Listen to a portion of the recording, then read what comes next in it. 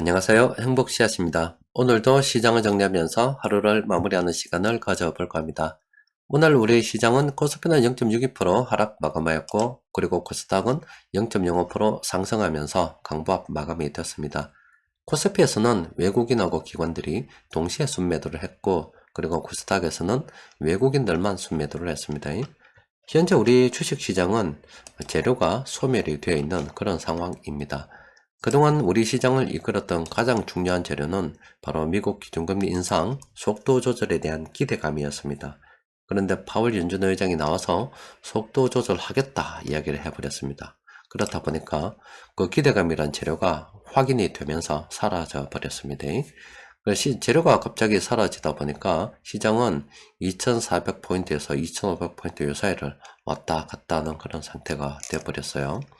앞으로 시장이 좀 더 나아가기 위해서는 새로운 재료가 등장을 해야 되는데, 현재 상황에서 마땅히 새로운 재료를 찾기 어려운 관계로 시장은 각 개별 종목 중심으로 바라보는 게 좋겠습니다. 그런데 장기적으로 바라보게 되면은 이미 다른 사람들 같은 경우는 바닥에 한 번 더 온다, 이렇게 분석하는 사람들도 있고, 또 어떤 사람들은 이미 2200포인트 요쪽이 바닥이다, 이렇게 이야기하는 사람들도 있는데, 저는 이때가 바닥이라 그렇게 보고 있습니다.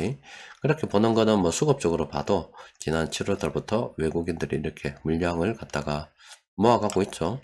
시장에 좋은 뉴스는 없습니다만은, 그렇다고 해서 시장이 한참 이렇게 떨어질 때보다 더 나빠질 만한 뉴스도 없기 때문에 저는 이때가 바닥이라 그렇게 보고 있습니다. 여튼 나타난 데이터를 놓고서 볼 때 외국인들이 이만큼 물량을 많이 매집했고, 시장은 이를 바닥을 찍고 올라가고 지금 이렇게 어느 정도 흐지부지하게 이렇게 움직이고 있는데, 여태 각 개별 종목으로 봐서 세력들이 매수한 종목들이 있다 그러면은, 또 변곡점 지표 여러 가지 자료 참고해서 괜찮은 종목들은 우리가 계속 물량을 모아가는 게 좋겠죠. 자, 그런데 시장에 또 테마가 하나 형성이 되어 있고 있습니다. 중국에서 봉쇄에 반대하는 시위가 점점 거세지자 급기야 중국 지도부에서는 봉쇄 조치를 완화하려는 움직임이 있습니다. 그렇게 되다 보니까 관련 테마들이 형성이 되어서 우리 시장에도 좋은 흐름 보이고 있는데, 화장품, 또 유통, 또 그리고 여행, 또 카지노, 항공, 이런 종목들 있잖아요. 그런 종목들은 오늘도 많이 올라서 여러분들 어떤 종목인지 다 알고 계실 겁니다. 그런 종목들은 살펴보고 괜찮은 종목들이 있으면 우리가 물량을 모아가는 게 좋겠죠. 오늘 시장 수급을 좀 더 자세하게 들여다보면은 외국인들이 전기전자 업종 많이 팔았습니다. 그리고 그 외에 전기전자 업종을 제외하고 나면은 소소하죠. 오늘 시장 수급이 돈 흐름이 그렇게 많았던 날은 아닙니다. 또 그리고 유통업, 운수창고, 서비스업 이런 쪽으로 해서 이렇게 투신해서 오늘 좀 많이 매수했고, 연기금도 매수했고요. 이렇게 세력들이 매수를 했습니다. 이런 업종, 괜찮은 업종 많기 때문에 해당되는 종목들은 우리가 물량을 모아가야 되겠죠. 수급 분석표 검색을 통해서 세력들이 공통적으로 매수한 종목들을 보니까 18개 종목이 됩니다. 저도 쭉 살펴보니까 괜찮은 종목들이 상당히 많이 있어요.